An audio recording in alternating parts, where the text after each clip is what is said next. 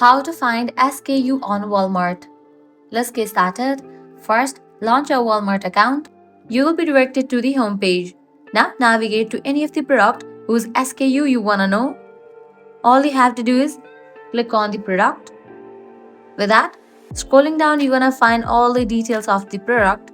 Likewise, at the very top you're gonna find the URL. Just click on that. You're gonna find the product name. Likewise, also you'll find the product's SKU.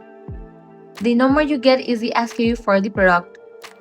In the description, you can find the SKU. Sometimes the SKU or item number is listed in the section under specifications or additional information. So that's a wrap for this video. This way you can easily find SKU on Walmart.